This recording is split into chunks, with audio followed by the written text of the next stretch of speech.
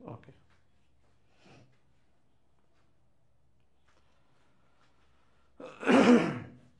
যেটা বলছিলাম, কৃষি সম্পদের অন্তর্ভুক্ত হলো কৃষি সম্পদের অন্তর্ভুক্ত হলো শস্য, মৎস্য এবং বনজ সম্পদ। আর জাতীয় কৃষি পণ্য হলো পাট। জাতীয় কৃষি পণ্য পাট।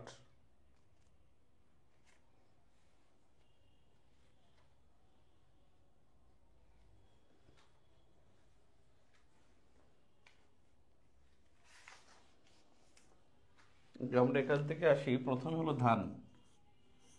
ধান হলো খাদ্যশস্য, এবং আপনাদের আগেও বলেছিলাম খাদ্যশস্য হলো চারটি। এক হলো ধান, গম, ভুট্টা, যব, হলো খাদ্যশস্য। এরপরে বাকিগুলো হলো অন্যান্য শস্য। চা হলো শিল্প, চা হলো শিল্পের অন্তর্ভুক্ত। তারপরে কৃষি পণ্য হিসেবে চাকে আমরা বিবেচনা করে থাকি, সেজন্য কৃষি অধ্যায়ের মধ্যে চা জিনিসটাকে আমরা নিয়ে আসি আলোচনার সুবিধার্থে বা পড়ার সুবিধার্থে। আল্লাহ।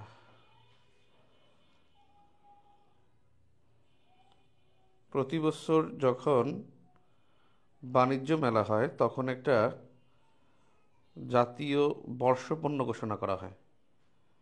এবছর জাতীয় বর্ষপণ্য হলো আসবাবপত্র।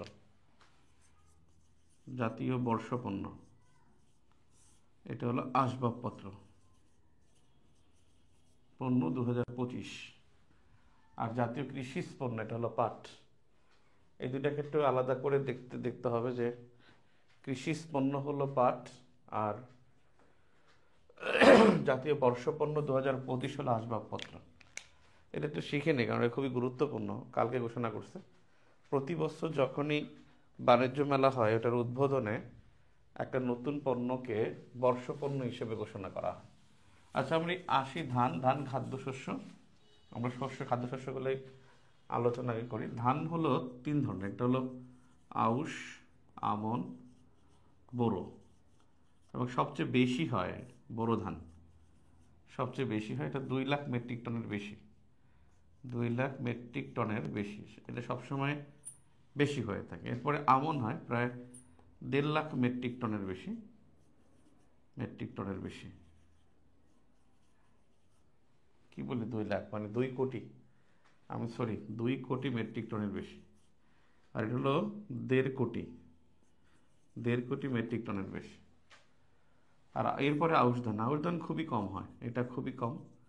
এবং এই আউশ ধান, আউশ, আমন এবং বোরো, তিন ধরনের, তিনটা সিজন আমাদের, মানে ধানের সিজন তিনটা। সবচেয়ে বেশি হয় বোরো ধান।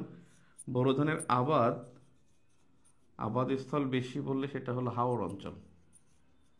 হাওর অঞ্চলে বোরো ধান বেশি হয়, এবং এই ধানটা, বোরো ধানটা বেসিক্যালি ওঠে জ্যৈষ্ঠ মাসে, যেটা মে এপ্রিল মে মাসে ওঠে। এবং এই এপ্রিল মে মাসে যদি বন্যা হয় দেশে, এপ্রিল মে মাসে অর্থাৎ মে মাসে যদি বন্যা হয়, মে জুনে বন্যা হলে আমাদের এই হাওর অঞ্চল ক্ষতিগ্রস্ত হয়।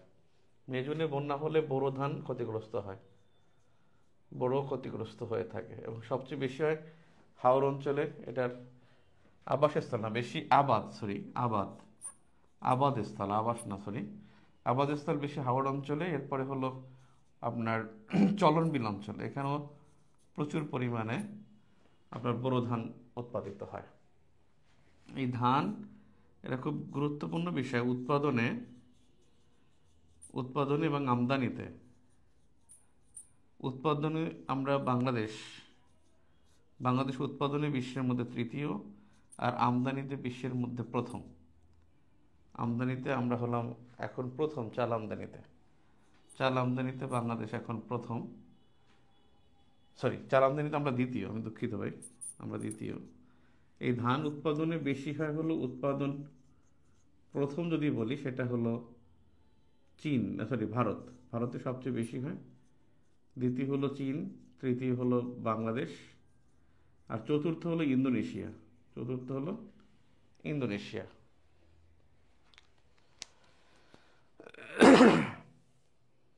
সবচেয়ে বেশি হয় চীনে, আমি দুঃখিত, চীন প্রথম, ভারত দ্বিতীয়। প্রথম চীন, আর ভারত হলো দ্বিতীয়, একটু উল্টা হয়েছে। তৃতীয় বাংলাদেশ, চতুর্থ ইন্দোনেশিয়া। বাংলাদেশ ইন্দোনেশিয়াকে হটিয়ে বাংলাদেশ এখন শীর্ষে। এবং এই ধান উৎপাদনের যে প্রতিষ্ঠান, একটা হলো ব্রি, আর একটা হলো বিনা। বিনা হলো আণবিক কৃষি ইনস্টিটিউট, আণবিক কৃষি ইনস্টিটিউট, এটাকে বলা হয় বিনা। বিনা মানে BINA, Veena. Bangladesh institute of nuclear agriculture, institute of nuclear agriculture, যেটা হলো ময়মনসিংহে অবস্থিত, ময়মনসিংহ। আর এটা হলো 1961-এ প্রতিষ্ঠিত। আর ব্রি যেটা, এটা 1970-তে প্রতিষ্ঠা। এটা বাংলাদেশ ধান গবেষণা ইনস্টিটিউট, বাংলাদেশ ধান গবেষণা ইনস্টিটিউট। এই দুটি প্রতিষ্ঠান, যেটা হলো জয়দেবপুর, জয়দেবপুর গাজীপুর, জয়দেবপুর গাজীপুর। মনে রাখবেন, কৃষি সংক্রান্ত প্রতিষ্ঠান, কৃষি সংক্রান্ত প্রতিষ্ঠান বাংলাদেশে, কৃষি সংক্রান্ত প্রতিষ্ঠান হলো 18টি। কৃষি সংক্রান্ত বাংলাদেশের প্রতিষ্ঠান 18টি প্রতিষ্ঠান। তো এখন এই দুইটাই ধান উদ্ভাবন করে। যদি বলি, এই ধান উদ্ভাবনে ব্রি উদ্ভাবন করে 115টি ধান, এটা 115টি ধান উদ্ভাবন করে। আর বিনা 26টি ধান উদ্ভাবন করে। অর্থাৎ উদ্ভাবনের দিক থেকে এই দুইটা প্রতিষ্ঠান কৃষি উদ্ভাবন নিয়ে কাজ করে। আর ধান যদি বলি, উৎপাদনে শীর্ষ জেলা, উৎপাদনে ধান উৎপাদনের শীর্ষ জেলা হলো ময়মনসিংহ, শীর্ষ জেলা ময়মনসিংহ। আর শীর্ষ বিভাগ যদি বলেন তাহলে রংপুর। ধান উৎপাদনের শীর্ষ বিভাগ রংপুর, আর শীর্ষ জেলা হলো ময়মনসিংহ। আর চাল উৎপাদনের শীর্ষ হলো, চাল উৎপাদনের শীর্ষ হলো নওগাঁ। সবচেয়ে বেশি চাল কল নওগাঁয়, এই নওগাঁতে চাল কল বেশি, সবচেয়ে বেশি চাল কল নওগাঁয়, নওগাঁয় চাল কল বেশি। তাহলে ধান উৎপাদনে সবচেয়ে বেশি সর্বোচ্চ জেলা হলো ময়মনসিংহ, আর সর্বোচ্চ বিভাগ হলো রংপুর। রংপুর বিভাগে ধান উৎপাদন বেশি হয়, কারণ এখানে মাথাপিছু যে আবাদযোগ্য জমিটা ওখানে বেশি, যে কারণে এখানে বিভাগ হিসেবে ধান উৎপাদন সবচেয়ে বেশি হয়।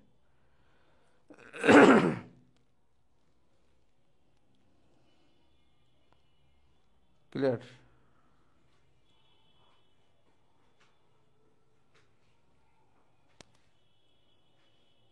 ওকে।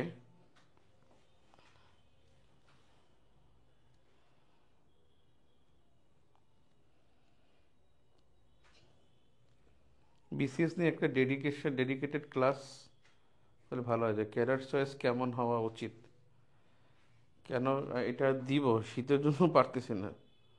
2/1/2025 হবে। সাউন্ড কম, এটা আবার কেন হলো? সাউন্ড কম হবে কেন? সাউন্ড তো ফুল সাউন্ড দেয়া, কানেকশনে কি প্রবলেম?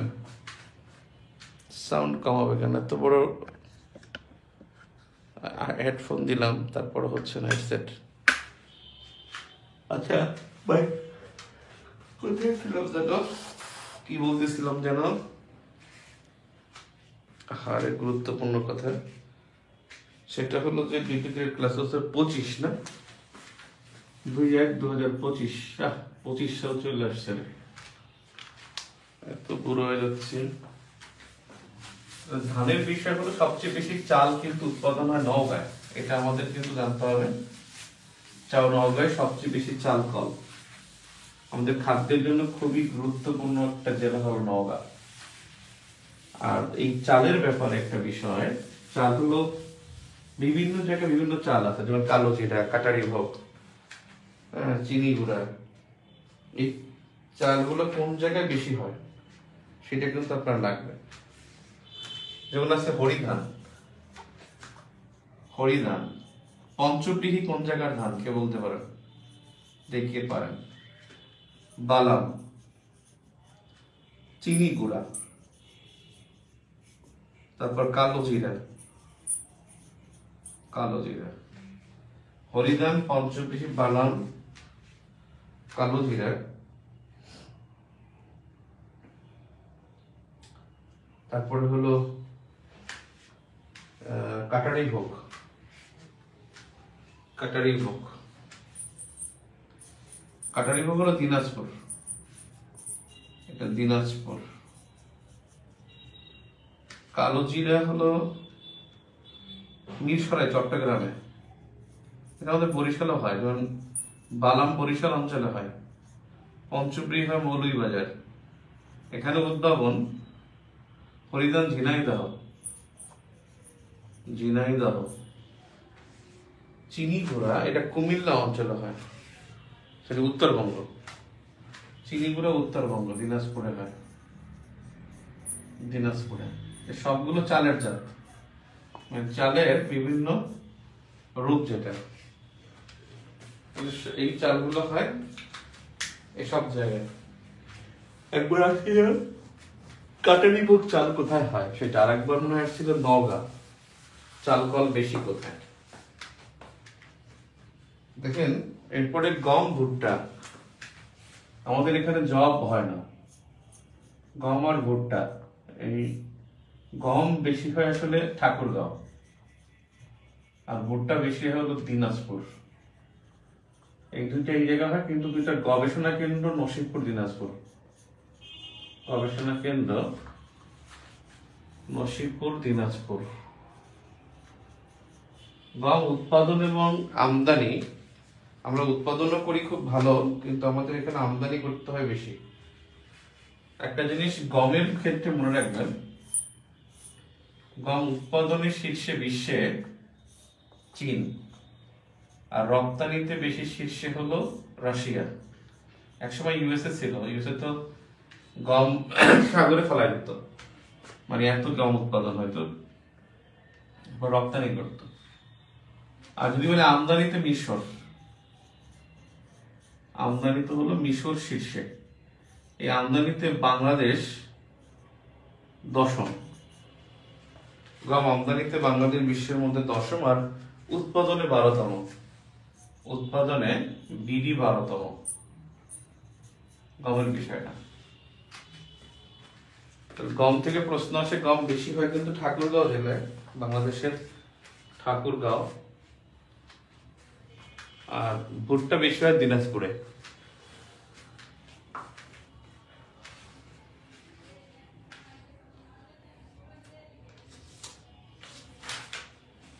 ক্লিয়ার? আমাদের জন্য গুরুত্বপূর্ণ বিষয়, এই বছরের জন্য আমাদের গুরুত্বপূর্ণ বিষয় হলো আলু। আলু একটা গুরুত্বপূর্ণ বিষয় কেন? আলু কিন্তু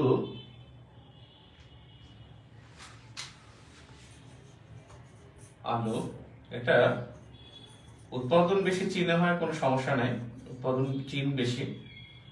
আর এই উৎপাদনে বাংলাদেশ বিশ্বের মধ্যে সপ্তম। আর এই আলু এটা বাংলাদেশে বেশি হয় রংপুর, একটা সময় ছিল জয়পুরহাট, মুন্সিগঞ্জ। এই গত 2023 সালে এটা হয়েছে, 2023 সালে রংপুরে বেশি উৎপাদন, বেশি চীনে হয়, বাংলাদেশের সপ্তম বৃহত্তর। এখানে জাতটা খুব গুরুত্বপূর্ণ, জাত। আমার যে জাত, বিশেষ করে ডায়মন্ড, জাত ভেরি ভেরি ইম্পর্টেন্ট। জাত টানা মুখস্থ করে ফেলবে না, যে কয়টা আছে। যেমন একটা আছে ডায়মন্ড, ডায়মন্ড জাত, ডায়মন্ড আলু। তারপরে হলো কার্নিভাল, কার্ডিনাল, কুমারী, সিন্দুরি, কার্ডিনাল, এগুলো গুরুত্বপূর্ণ হলো আলুর জাত। এই আলু বাংলাদেশে আসে নেদারল্যান্ডস থেকে। বাংলাদেশে আলু আসছে নেদারল্যান্ডস থেকে। আলু বাংলাদেশে আসে নেদারল্যান্ডস থেকে। এবার গুরুত্বপূর্ণ যদি বলেন পাট, পাট আমাদের খুবই গুরুত্বপূর্ণ বিষয়। এটা উৎপাদন ও রপ্তানি দুইটাই বাংলাদেশ প্রথম, বাংলাদেশ প্রথম। তবে একটা বিষয় হলো যে জাতীয় কৃষি সম্পদ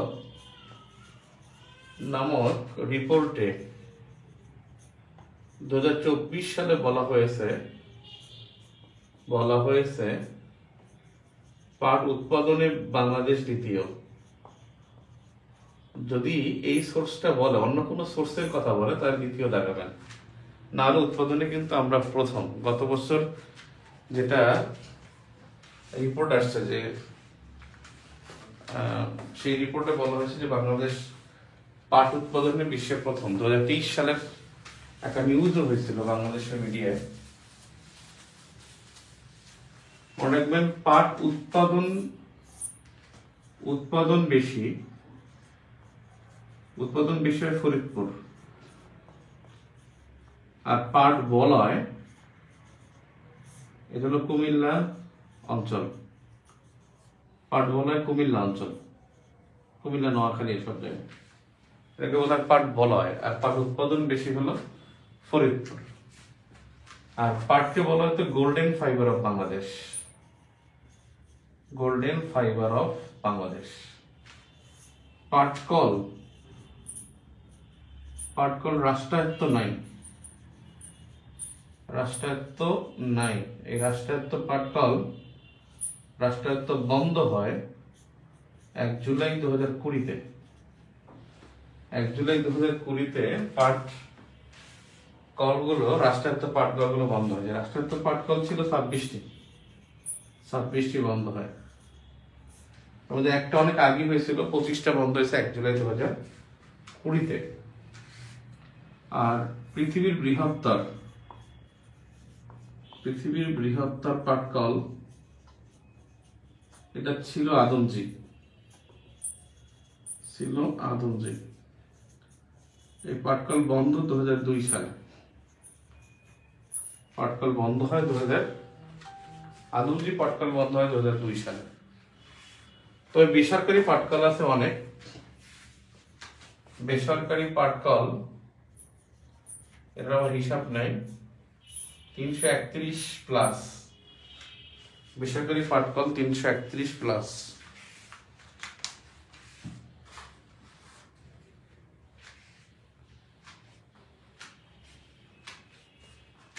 কুফরি, আমার একটা কুফরি, ওটা মনে হয় কোনো ইংলিশ নাম, মনে হয় কুফরি, এরকম কোনো থাকতে পারে, কুফরি নাম।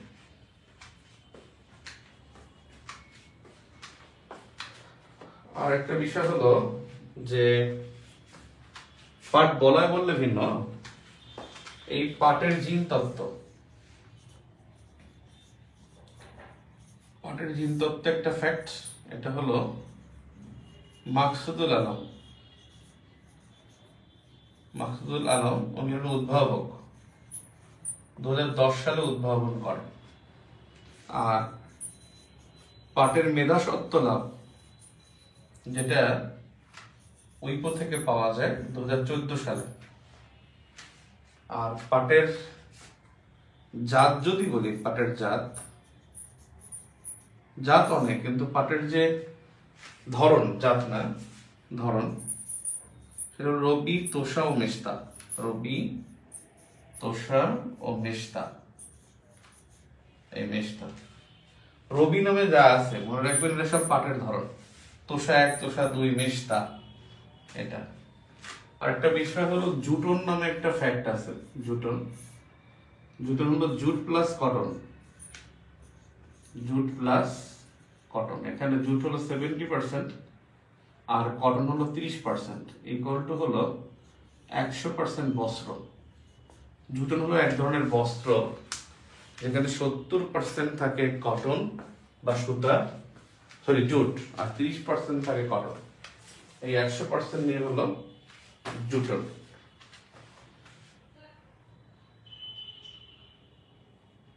আর এই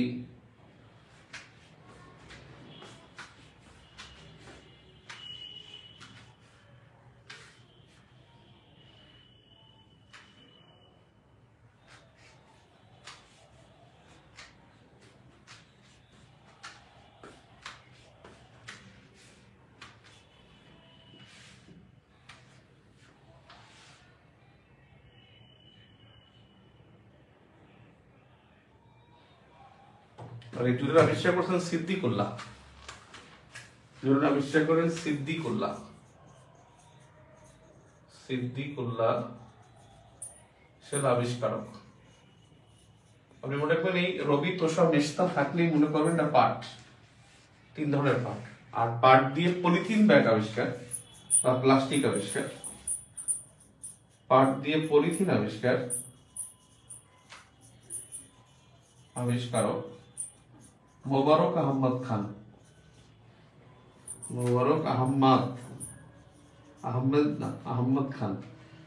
মোবারক আহমদ খান তিনি হলো পাট দিয়ে পলিথিন আবিষ্কার করছেন। পাটের কথা আগেই বলছিলাম, এটা জাতীয় কৃষি পণ্য। পাট দিবস হলো 6 মার্চ। পাট দিবস 6 মার্চ। ফরিদপুরে সবচেয়ে বেশি উৎপাদন হয়। পাট উৎপাদনে ভারত প্রথম, অন্য একটা হিসেবে ইন্টারন্যাশনাল হিসেবে কিন্তু পাট উৎপাদনে বাংলাদেশ, রপ্তানিতেও বাংলাদেশ শীর্ষে। উৎপাদন এবং রপ্তানি দুইটাতেই শীর্ষে।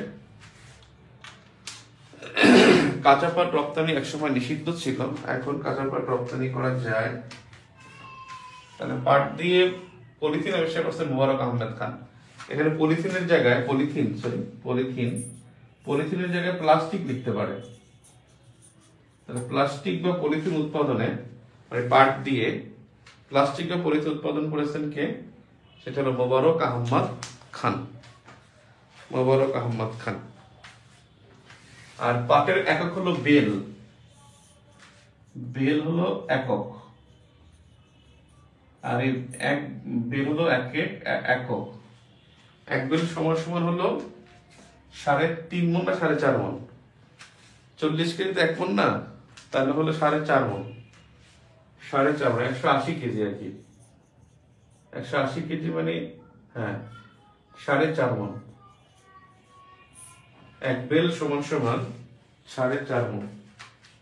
পাটের বেল মানে হচ্ছে একক, পরিমাপের একক, পাটের একক। ঠিক আছে। পাট আমাদের একটা বড়, এটাকে গোল্ডেন ফাইবার অফ বাংলাদেশ বলা হতো এক সময়। আমরা যখন ছোট সময় 6, 7, 8 এর স্কলারশিপ দিছি, তখন আমাদের এই পাট রচনা আসতো, গোল্ডেন ফাইবার অফ বাংলাদেশ আমরা পড়তাম। সেই আমি ক্লাস 8 পড়ছি, এটা স্কলারশিপ দিছি খুব সম্ভবত 2001 সালে। 2000 সালে আর কি, 2001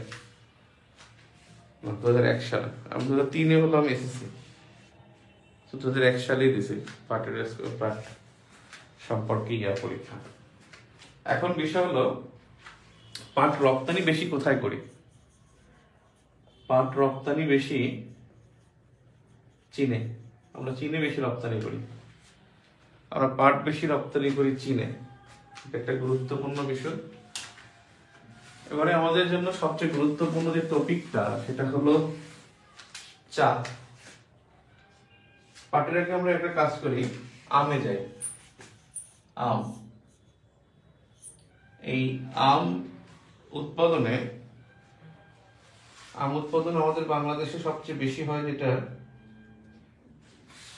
আম উৎপাদন একটা সময় চাঁপাইনবাবগঞ্জ ছাড়া কোনো আম বেশি উৎপাদন হইতো না। এখন আম হয় বেশি নওগাঁয়।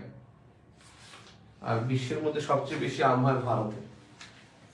তাহলে বিশ্বে বেশি ভারত, আর বাংলাদেশে বেশি নওগাঁ। এখানে সবচেয়ে বেশি আম হয়ে থাকে। এবং আম উৎপাদনে বিশ্বের মধ্যে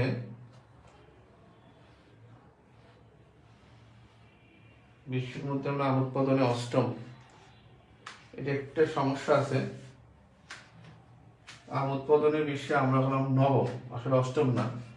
একটু ঠিক করে নিয়ে, বাংলাদেশ বিশ্বে নবম আম উৎপাদনে, না এখন তো সপ্তম, আমরা সপ্তম, সরি এখন সপ্তম। আলু আলু এবং আম দুইটাই সপ্তম। আম উৎপাদনে আমরা বিশ্বের সপ্তম, একটু ঠিক করে নিতে হবে, এটা অষ্টম না।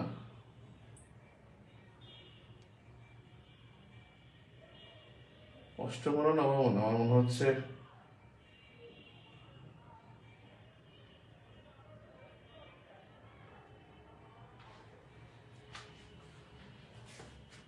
সপ্তম, রাইট।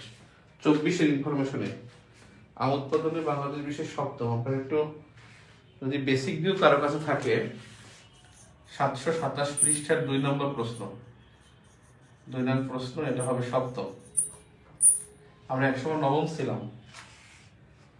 এই আম আছে, আমের যে নাম, আমের যে বিভিন্ন নাম, এটা নদীর নামে বেশি আছে, আমের জাতের নাম, জাতের নাম যেমন মহানন্দা একটা নদীর নাম, জাত হলো মহানন্দা। তারপরে ইলামতি, ইলামতি নদী আছে।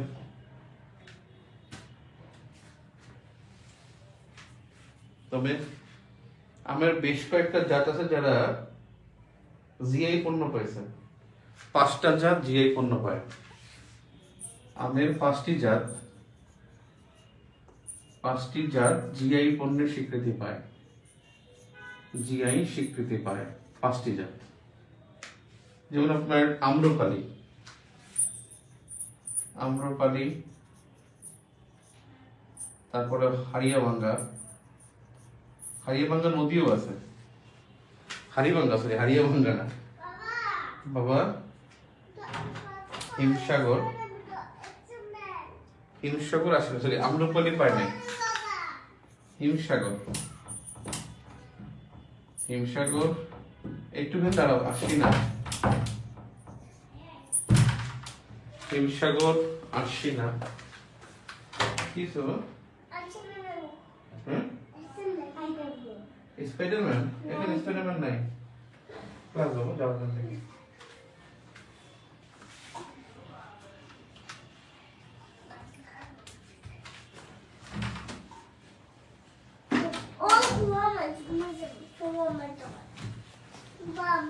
পাঁচটা পায়, একটা ল্যাংড়া, আশিনা, হারিভাঙ্গা, সরি হারিয়াভাঙ্গা না, হারিভাঙ্গা, ফজলি, ফজলি, হারিভাঙ্গা, আশিনা, হিমসাগর, হিমসাগর, আশিনা, ফজলি, হারিভাঙ্গা।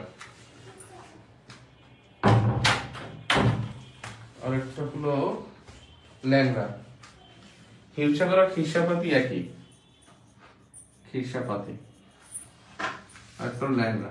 এই 5টা আম পেয়েছে জিআই স্বীকৃতি। আম্রপালি পায় না এখনো। এই 5টা জিআই স্বীকৃতি পেয়েছে আমের জাতের মধ্যে। মহানন্দা আমের জাত, মহানন্দা, মহানন্দা আমের জাত। আর যদি বলে 12 মাসি আম, 12 মাসি আম হলো গৌরমতি আর ইলামতি, গৌরমতি, ইলামতি।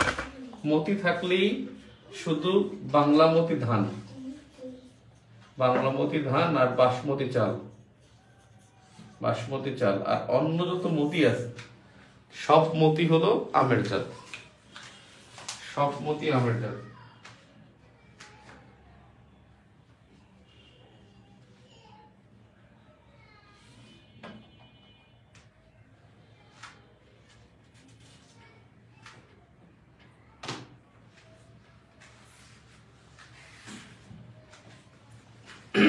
পেঁয়াজ, পেঁয়াজের 2টা ইনফরমেশন খুব জরুরি। পেঁয়াজ উৎপাদন বেশি কোথায় হয়? উৎপাদন বেশি ফরিদপুর, পাটও ফরিদপুর, পেঁয়াজও ফরিদপুর, একসময় পাবনা হয়তো। আর উৎপাদনে বিশ্বে বাংলাদেশ পঞ্চম, উৎপাদনে বিশ্বে বাংলাদেশ পঞ্চম। আমাদের পেঁয়াজের সবচেয়ে বেশি সমস্যা হলো যে পচে যায়। আমাদের এখানে চাহিদা হলো 30 লাখ মেট্রিক টন, উৎপাদন করি আমরা প্রায় 35 লাখ মেট্রিক টন, কিন্তু আরো 5 লাখ টন প্রায় আমাদের আমদানি করতে হয়। আমাদের 39 মেট্রিক টন আমদানি উৎপাদন হয়েছে, তারপরেও দেখা যায় যে আমাদের চাহিদার থেকে উৎপাদন বেশি, তারপর আমদানি করতে হচ্ছে, কারণ এটা পচনশীল পণ্য, সেজন্য।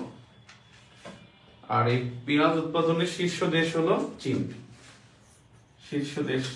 এবং কৃষিজাত পণ্যে মনে রাখবেন, কৃষিজাত পণ্যে বাংলাদেশ তৃতীয় বিশ্বে। কৃষিজাত পণ্য উৎপাদনে প্রথম হলো চীন, দ্বিতীয় হলো ভারত, আর তৃতীয় হলো বাংলাদেশ। কৃষিজাত পণ্য উৎপাদনে তৃতীয় বিশ্বে বাংলাদেশ, প্রথম চীন, দ্বিতীয় ভারত, তৃতীয় বাংলাদেশ। কৃষি পণ্য উৎপাদনে বিশ্বের শীর্ষে। যুক্তরাষ্ট্র কিন্তু কৃষি পণ্য উৎপাদনে বিশ্বের অন্যতম জায়গায় নাই, বাংলাদেশ কিন্তু কৃষি পণ্য উৎপাদনে অন্যতম।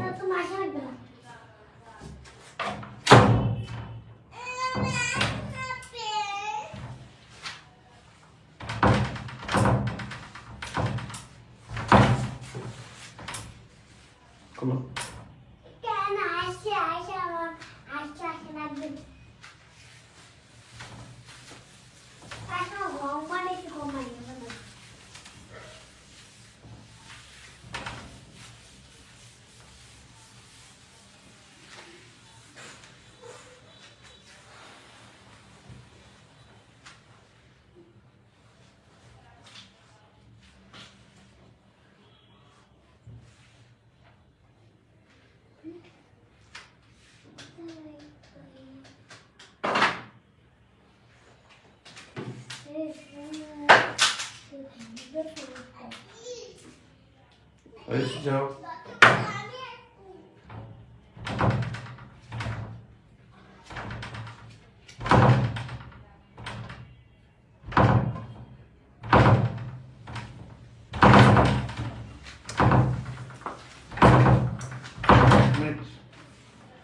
না, আসো না, আরিশ চলে যাবে।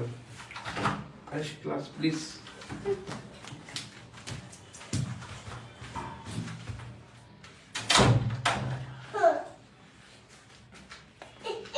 ওকে,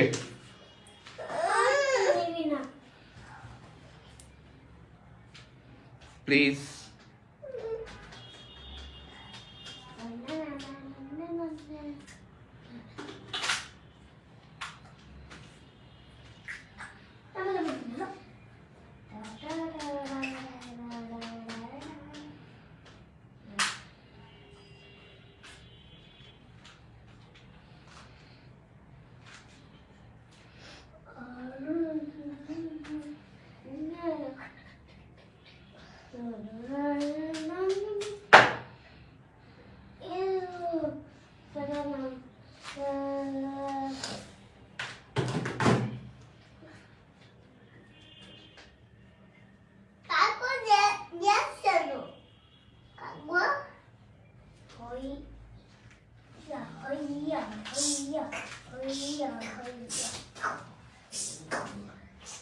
এক, দুই, তিন, চার, পাঁচ, ছয়, সাত, আট।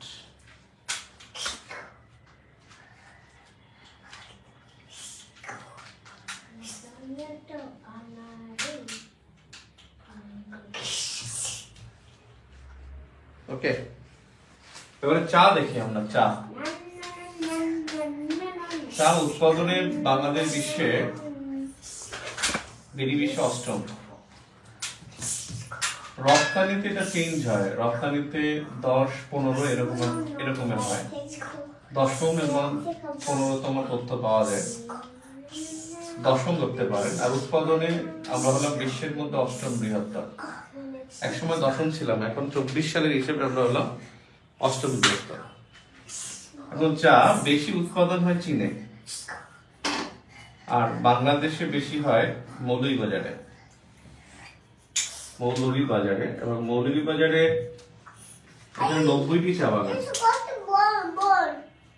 90টি চা বাগান মৌলভীবাজারে। এই 90টির মধ্যে মানে মোট চা বাগান আর কি, এর মধ্যে 75টি হলো টি এস্টেট। টি এস্টেটের সাইজ বড় হইতে হয়, আর বাগানের সাইজ কম হতে হয়। আর 15টি হলো বাগান। বাংলাদেশে যে মোট চা হয় 8টি জেলায়। চা উৎপাদিত হয় মোট 8টি জেলায়।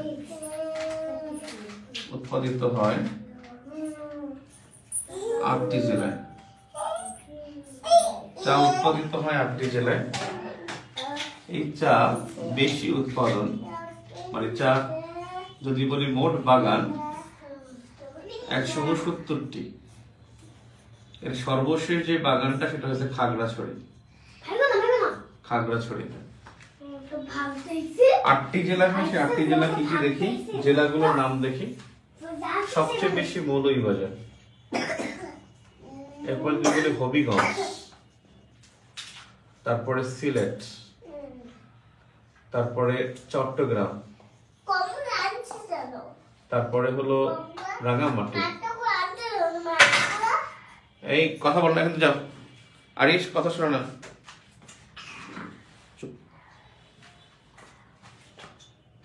রাঙামাটি, খাগড়াছড়ি, তারপরে হলো ঠাকুরগাঁও। 3 4 রাঙামাটি, খাগড়াছড়ি, ঠাকুরগাঁও, চট্টগ্রাম, হবিগঞ্জ, রাঙামাটি, সিলেট, চট্টগ্রাম। ও একটা আছে পঞ্চগড়। আর একটা হলো পঞ্চগড়। এই তিনটায় কোনো টি এস্টেট নাই। টি এস্টেট নাই খাগড়াছড়ি, ঠাকুরগাঁও এবং রাঙামাটি, পঞ্চগড়, ঠাকুরগাঁও। এবং প্রত্যেকটা জায়গায় আমাদের একটা করে চা বাগান আছে 3টি জেলায়।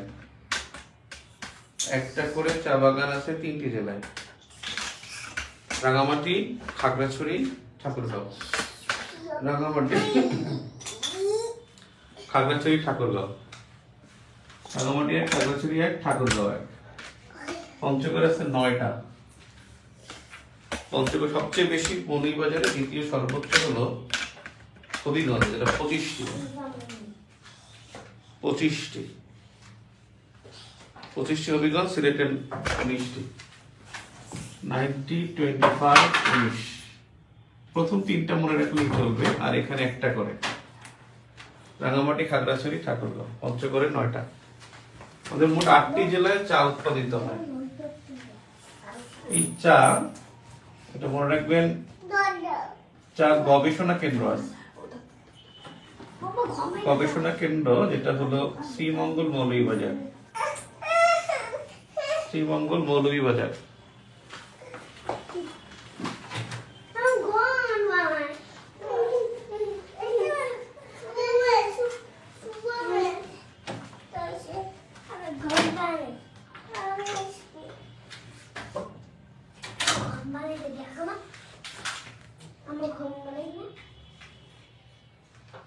শ্রীমঙ্গল, মৌলভীবাজার। চা নিলাম কেন্দ্র 3টা। চা নিলাম কেন্দ্র হলো 3টা। প্রথম ছিল প্রথম, দ্বিতীয়, তৃতীয়। তৃতীয়টা হলো পঞ্চগড়, খুবই রিসেন্ট হয়েছে, 2 বছর আগে। প্রথম হলো চট্টগ্রাম, দ্বিতীয় সিলেট। চট্টগ্রাম, সিলেট, পঞ্চগড় 3টা নিলাম কেন্দ্র চায়। চা বোর্ড কিন্তু চট্টগ্রাম। চা বোর্ড চট্টগ্রাম। চা দিবস পালিত হয় তো 4 জুন, তবে এখন আর হবে না।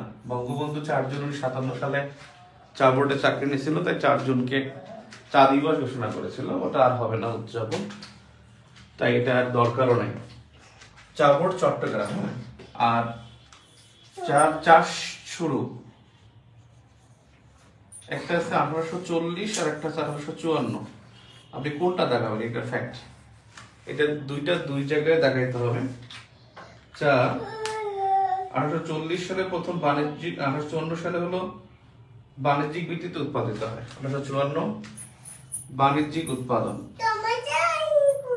বাণিজ্যিক উৎপাদন যেটা হয় সিলেটের মালিনী ছড়ায়। সিলেটের মালিনী ছড়ায় বাণিজ্যিক ভিত্তিতে। চা চাষ শুরু, এই চাষ শুরু হয় চট্টগ্রামে 1840 সালে চট্টগ্রামে, কিন্তু বাণিজ্যিক ভিত্তিতে হয় না। আর এই পঞ্চগড়ে হচ্ছে অর্গানিক চা। পঞ্চগড়ে হচ্ছে অর্গানিক চা। অর্গানিক চা উৎপাদন হয় পঞ্চগড়ে।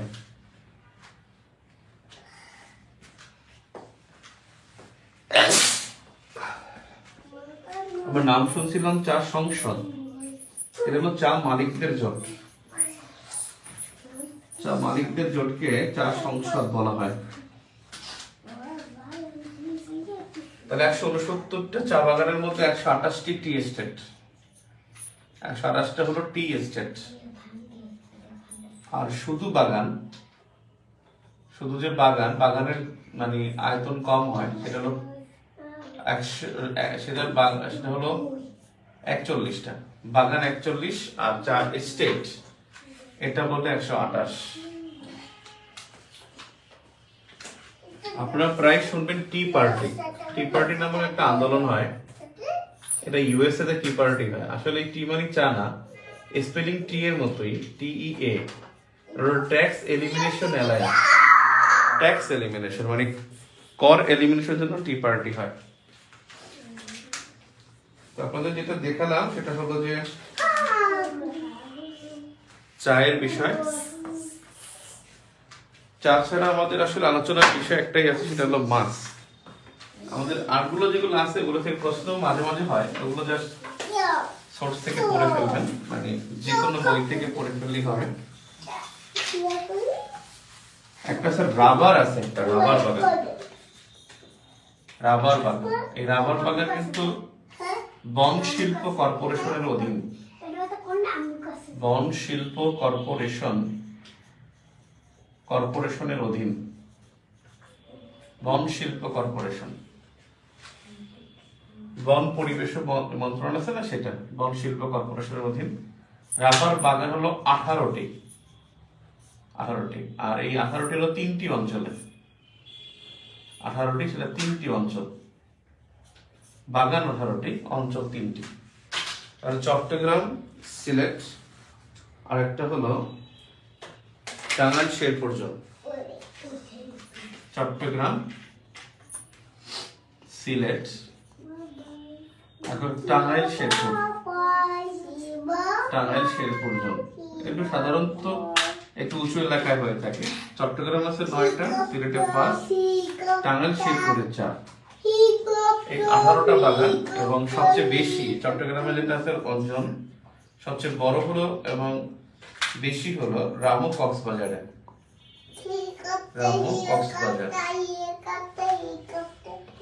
সবচেয়ে গুরুত্বপূর্ণ রাবার কোন মন্ত্রণালয়ের অধীনে? বন শিল্প কর্পোরেশন। এই ছেলেরা এত কথা বলো কেন, ক্লাস নিচ্ছ না?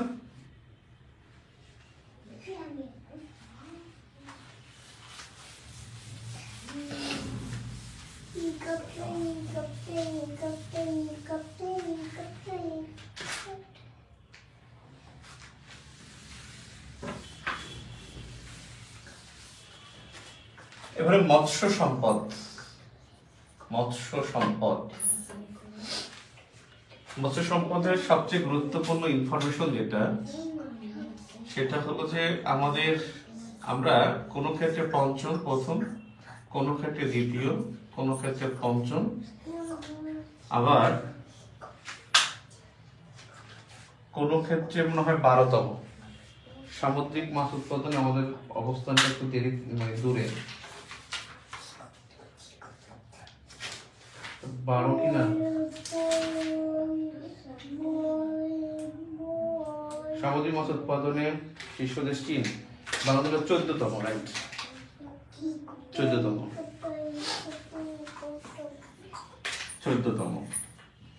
বাংলাদেশ হলো প্রথম, হলো ইলিশ উৎপাদন।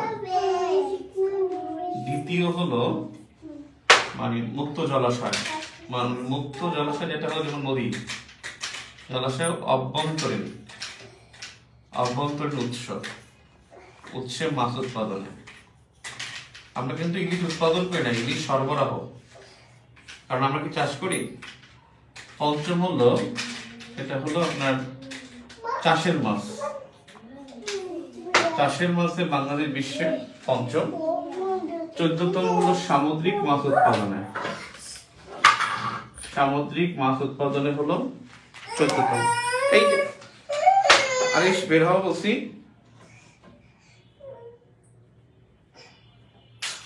কি কথা, মোবাইল স্ট্যান্ড কি করছো? 45টা জিআই পণ্য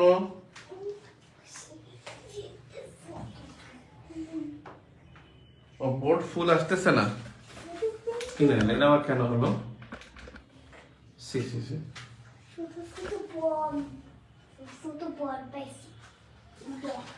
এখন বিষয় হলো যে ইলিশ আমাদের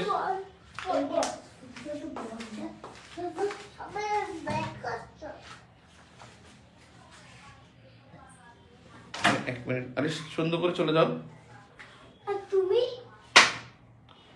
ক্লাস, তাহলে যাও।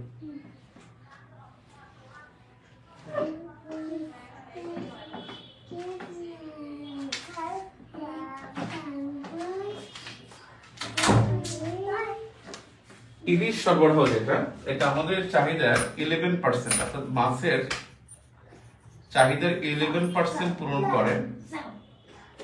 চাহিদার 11% পূরণ করে হলো ইলিশ দ্বারা। ইলিশ বিশ্বের 86% বাংলাদেশে হয়। 86% ইলিশ হয় বাংলাদেশে, বাই ফাও।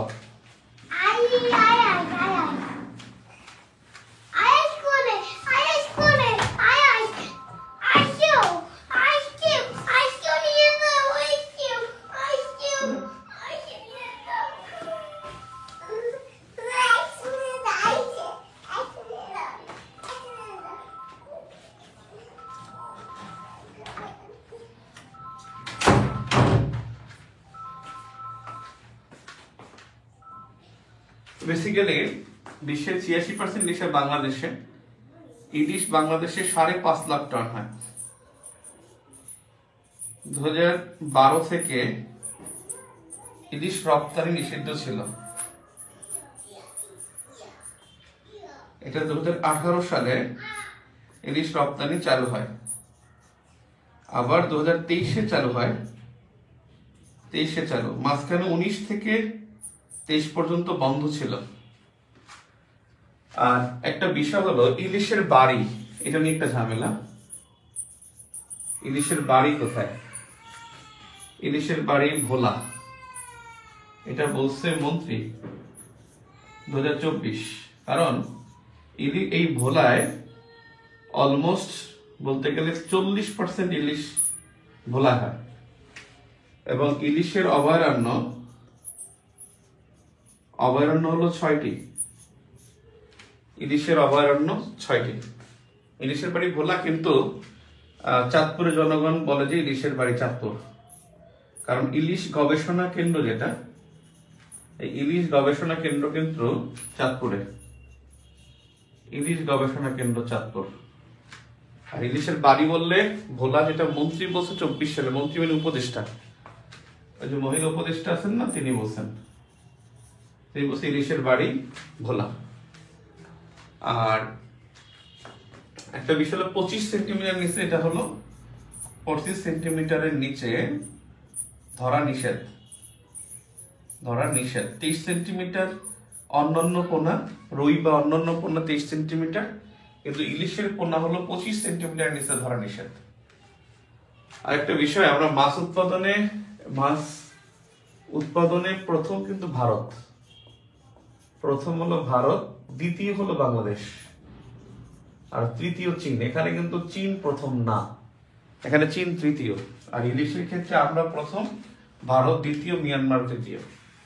ইলিশের দ্বিতীয় কিন্তু ভারত, তৃতীয় হলো মিয়ানমার। মাছ উৎপাদনে আমরা প্রথম, বাংলাদেশ আমরা দ্বিতীয়, ভারত প্রথম, আর তৃতীয় চীন। সামুদ্রিক মাছ উৎপাদনে আমরা বিশ্বের 14তম, এইটা তথ্য জানতে হবে।